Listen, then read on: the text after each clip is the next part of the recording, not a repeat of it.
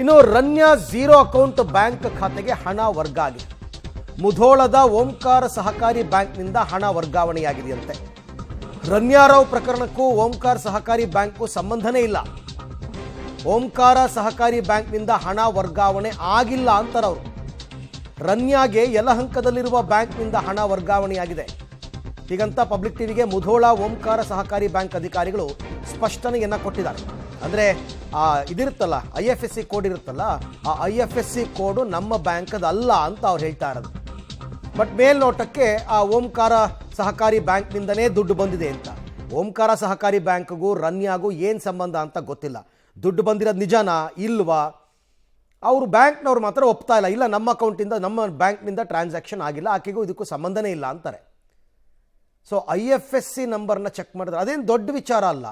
IFSC number ಸಿಕ್ಬಿಟ್ರೆ ನೀವು ಗೂಗಲ್ನಲ್ಲಿ search ಮಾಡಿದ್ರು ಸಿಕ್ಬಿಡುತ್ತೆ, ಇದು ಯಾವ ಬ್ಯಾಂಕ್ದು ಯಾವ ಬ್ರ್ಯಾಂಚ್ದು ಅಂತಲೂ ಗೊತ್ತಾಗುತ್ತೆ. ಸೊ ಹಾಗಾಗಿ ಅದೇನು ತುಂಬ ಮಿಸ್ಟ್ರಿ ಏನಲ್ಲ ಅಂತ ನನ್ನ ಪ್ರಕಾರ. ಗೋಲ್ಡ್ ಸ್ಮಗ್ಲಿಂಗ್ ಕೇಸ್ನಲ್ಲಿ ಸಿಕ್ಕಿ ಹಾಕಿಕೊಂಡು ಈಗಾಗಲೇ ತನಿಖೆಯನ್ನು ಎದುರಿಸ್ತಿರ್ತಕ್ಕಂಥ ಚಿತ್ರನಟಿ ರನ್ಯಾ ರಾವ್ ಪ್ರಕರಣ ಬಾಗಲಕೋಟೆ ಜಿಲ್ಲೆಗೂ ತಳುಕು ಹಾಕಿಕೊಂಡಿತಾ ಅನ್ನುವಂಥ ಅನುಮಾನ ಮೂಡಿತ್ತು. ಆದರೆ ಈಗ ಸದ್ಯಕ್ಕೆ ಏನು ಬಾಗಲಕೋಟೆಗೆ ಮತ್ತು ರನ್ಯಾ ರಾವ್ ಪ್ರಕರಣಕ್ಕೆ ಯಾವುದೇ ರೀತಿಯ ಸಂಬಂಧ ಇಲ್ಲ ಅನ್ನುವಂಥದ್ದು ಇಲ್ಲಿ ಸದ್ಯಕ್ಕೆ ನಮ್ಮ ಪಬ್ಲಿಕ್ ಟಿವಿಗೆ ಸಿಕ್ಕಿರ್ತಕ್ಕಂಥ ಮಾಹಿತಿ. ನಾನೀಗ ಇರ್ತಕ್ಕಂಥದ್ದು ಬಾಗಲಕೋಟೆ ಜಿಲ್ಲೆಯ ಮುಧೋಳ್ ನಗರದಲ್ಲಿರ್ತಕ್ಕಂಥ ಓಂಕಾರ ಸೌಹಾರ್ದ ಪತ್ತಿನ ಸಹಕಾರಿ ಸಂಘದ ಒಂದು ಬ್ಯಾಂಕ್ನಲ್ಲಿ ಈಗ ಇರ್ತಕ್ಕಂಥದ್ದು. ಅಂದರೆ ರನ್ಯಾ ರಾವ್ ಅವರು ಸುಮಾರು 3 ಬಾರಿ ಈ ಏನು ಓಂಕಾರ ಸೌಹಾರ್ದ ಪತ್ತಿನ ಸಹಕಾರಿ ಸಂಘದಿಂದ ಏನು 10 ಲಕ್ಷ ರೂಪಾಯಿ ಅವ್ರ ಅಕೌಂಟಿಗೆ ಹೋಗಿತ್ತು ಅನ್ನುವಂಥ ಮಾಹಿತಿ ಇತ್ತು. ತನಿಖೆ ವೇಳೆ ಈ ಏನು ಸತ್ಯ ಬಯಲಾಗಿತ್ತು, ಆ ಹಿನ್ನೆಲೆಯಲ್ಲಿ ಮುಧೋಳದಲ್ಲಿ ಇಂತಹದ್ದೊಂದು ಇದೇ ಹೆಸರಿನ ಬ್ಯಾಂಕ್ ಇದೆ ಅನ್ನುವಂಥ ಮಾಹಿತಿ ಮೇರೆಗೆ ನಾವು ಇಲ್ಲಿಗೆ ಆಗಮಿಸಿದಾಗ ಇಲ್ಲಿ ಗೊತ್ತಾಗಿರ್ತಕ್ಕಂಥದ್ದು ಈ ಓಂಕಾರ ಬ್ಯಾಂಕಿಗೂ ಏನು ರನ್ಯಾ ರಾವ್ ಪ್ರಕರಣಕ್ಕೂ ಯಾವುದೇ ರೀತಿಯ ಸಂಬಂಧ ಇಲ್ಲ ಅನ್ನುವಂಥದ್ದು ಸದ್ಯ ಇಲ್ಲಿ ತಿಳಿದು ಬರ್ತಾ ಇರ್ತಕ್ಕಂಥದ್ದು. ಈ ಬಗ್ಗೆ ಮಾತಾಡಲಿಕ್ಕೆ ಸ್ವತಃ ಈ ಬ್ಯಾಂಕಿನ CEO ಆಗಿರ್ತಕ್ಕಂಥ ಶ್ರೀನಿವಾಸ್ ಕುಲಕರ್ಣಿ ಅವರು ನಮ್ಮ ಜೊತೆಗಿದ್ದಾರೆ. ಅವ್ರು ಏನು ಹೇಳ್ತಾರೆ ಅಂತ ಕೇಳೋಣ. ಸರ್, ಈಗ ಓಂಕಾರ ಸೌಹಾರ್ದ ಪತ್ತಿನ ಬ್ಯಾಂಕ್ ಅಂತ ಹೇಳಿ ನಟಿ ರನ್ಯಾ ರಾವ್ ಅವರ ಅಕೌಂಟಿಗೆ 10 ಲಕ್ಷ ರೂಪಾಯಿ ಏನು ಡೆಪಾಸಿಟ್ ಆಗಿತ್ತು ಅನ್ನುವಂಥ ಮಾಹಿತಿ ಇತ್ತು. ಅದ್ರ ಬಗ್ಗೆ ಈಗ ಇಲ್ಲಿ ಬಂದಿದ್ವಿ, ತಾವೇನು ಹೇಳ್ತೀರಿ? ಈ ಒಂದು ವ್ಯವಹಾರಕ್ಕೂ ನಮಗೂ ಯಾವುದೇ ರೀತಿಯ ಸಂಬಂಧ ಇರುವುದಿಲ್ಲ. ಮತ್ತು ನಾವು ಸಹ ಈ ಕುರಿತಂತೆ ನಮ್ಮ ಬ್ಯಾಂಕಿನ ಸ್ಟೇಟ್ಮೆಂಟನ್ನು ನಾವು ಈಗ ಬಂದಂಥ ಎಲ್ಲ ಪತ್ರಿಕಾ ವರ್ಗ ಕೊಟ್ಟಿರುತ್ತೇನೆ. ತಾವು ಸಹ ಅದನ್ನು ಪರಿಶೀಲನೆ ಮಾಡಬಹುದು. ಈ ಬ್ಯಾಂಕಿನ ಆ ವ್ಯವಹಾರಕ್ಕೂ ನಮ್ಮ ಬ್ಯಾಂಕಿಗೂ ಯಾವುದೇ ರೀತಿಯ ಸಂಬಂಧ ಇರುವುದಿಲ್ಲ. ಇದು ಏನು ಬ್ಯಾಂಕಿನ ಆಡಳಿತಾಧಿಕಾರಿಗಳು ಹೇಳುವಂಥದ್ದು. ಅದೇ ರೀತಿ ಸಹಕಾರಿ ಇಲಾಖೆಯ ಜಿಲ್ಲಾ ಅಭಿವೃದ್ಧಿ ಅಧಿಕಾರಿ ಕೂಡ ಇಲ್ಲಿ ಬಂದು ಬೆಳಗ್ಗೆಯಿಂದ ಇವರ ಸ್ಟೇಟ್ಮೆಂಟ್ಗಳನ್ನು ನೀವು ನೋಡ್ತಾ ಇರ್ಬೋದು. ಬ್ಯಾಂಕ್ನಲ್ಲಿ ಏನು ಟ್ರಾನ್ಸಾಕ್ಷನ್ ಆಗಿದೆ ಆ ಎಲ್ಲ ಸ್ಟೇಟ್ಮೆಂಟ್ಗಳನ್ನು ಇಲ್ಲಿ ಪರಿಶೀಲನೆಯನ್ನು ಕೂಡ ಮಾಡ್ತಾ ಇರ್ತಕ್ಕಂಥದ್ದು.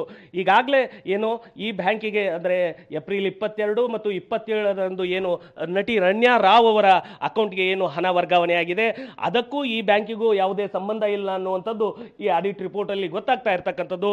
ಇದ್ರ ಬಗ್ಗೆ ಮಾತಾಡಲಿಕ್ಕೆ ಸ್ವತಃ ಸಹಕಾರಿ ಇಲಾಖೆಯ ಜಿಲ್ಲಾ ಅಭಿವೃದ್ಧಿ ಅಧಿಕಾರಿ ನಮ್ಮ ಜೊತೆಗಿದ್ದಾರೆ. ಸರ್, ಈ ಬ್ಯಾಂಕಿನ ಮತ್ತು ರನ್ಯಾ ರಾವ್ ಪ್ರಕರಣಕ್ಕೂ ತಳುಕು ಹಾಕಿಕೊಂಡಿತ್ತು, ತಾವು ಬಂದು ಇಲ್ಲಿ ಪರಿಶೀಲನೆಯನ್ನು ಮಾಡಿದ್ರಿ, ಏನೆಲ್ಲ ಕಂಡು ಬಂತು? ಈ ಮಾಹಿತಿ ನಮಗೆ ಸಿಕ್ಕ ಕೂಡಲೇ ನಾವು ಇಮಿಡಿಯೇಟ್ಲಿ ಬ್ಯಾಂಕಿಗೆ ಭೇಟಿಯಾಗಿ ಅವರ ಸ್ಟೇಟ್ಮೆಂಟ್ಗಳನ್ನು ಮತ್ತು ಬೇರೆ ಬೇರೆ ದಾಖಲೆಗಳನ್ನು ಪರಿಶೀಲನೆ ಮಾಡಿದ್ದೀವಿ. ಸೊ TVಯಲ್ಲಿ ಬರೋಂಥದ್ದು ಮಾಹಿತಿಗೂ ಮತ್ತು ಇಲ್ಲಿ ಬ್ಯಾಂಕಿಗೂ ಯಾವುದೇ ಸಂಬಂಧ ಇಲ್ಲ. ಪೂರ್ತಿಯಾಗಿ ನಾವು ಸಂಪೂರ್ಣ ಆಡಿಟಿಗೆ ಅಲ್ಲದೆ ಪೂರ್ತಿಯಾಗಿ ಸ್ಟೇಟ್ಮೆಂಟ್ಗಳನ್ನು ಚೆಕ್ ಮಾಡಿದ್ದೀವಿ. ಇಡೀ ಸ್ಟೇಟ್ಮೆಂಟ್ಗಳನ್ನು ಯಾವುದೇ ಅಂತಹ ಟ್ರಾನ್ಸಾಕ್ಷನ್ಗಳು ಕಂಡು ಬಂದಿಲ್ಲ. ಅದಕ್ಕೆ ಈ ಬ್ಯಾಂಕಿಗೆ ಮತ್ತು ಆ ವ್ಯವಹಾರಕ್ಕೂ ಯಾವುದೇ ಸಂಬಂಧ ಇಲ್ಲ ಅಂತೇಳಿ ಈ ಮೂಲಕ ತಿಳಿಸ್ತಾ ಇದ್ದೀನಿ. ಸರ್, ಈ ಬ್ಯಾಂಕಿಗೂ ಅದಕ್ಕೂ ಸಂಬಂಧ ಇಲ್ಲ ಅನ್ನುವಂಥದ್ದು ಹೇಗೆ ಗೊತ್ತಾಯ್ತು ನಿಮ್ಗಂತ?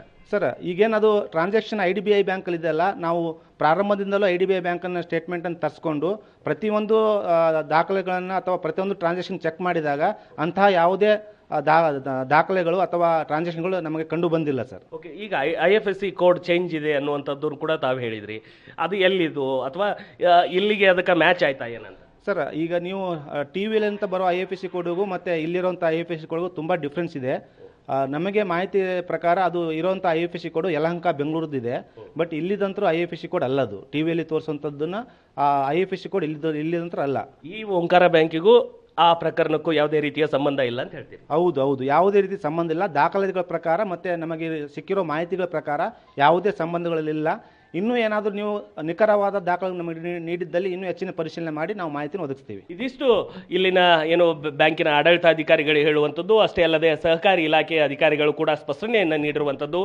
ಈ ರಣ್ಯಾ ರಾವ್ ಪ್ರಕರಣ ಏನಿದೆ ಅದಕ್ಕೂ ಈ ಓಂಕಾರ ಸೌಹಾರ್ದ ಪತ್ತಿನ ಸಂಘಕ್ಕೂ ಯಾವುದೇ ರೀತಿಯ ಸಂಬಂಧ ಇಲ್ಲ. ಈ ಬ್ಯಾಂಕ್ನಿಂದ ಯಾವುದೇ ರೀತಿಯ ಹಣ ಅವರಿಗೆ ವರ್ಗಾವಣೆ ಆಗಿಲ್ಲ ಅನ್ನುವಂಥದ್ದನ್ನು ಇಲ್ಲಿಯ ಅಧಿಕಾರಿ ಹಾಗೂ ಏನು ಸಹಕಾರಿ ಇಲಾಖೆಯ ಅಧಿಕಾರಿಗಳು ಸ್ಪಷ್ಟನೆಯನ್ನು ನೀಡಿರುವಂಥದ್ದು. ಕ್ಯಾಮ್ರಾಮನ್ ಆನಂದ್ ಜೊತೆ ರವಿ ಹಳ್ಳೂರು, ಪಬ್ಲಿಕ್ ಟಿವಿ, ಬಾಗಲಕೋಟೆ.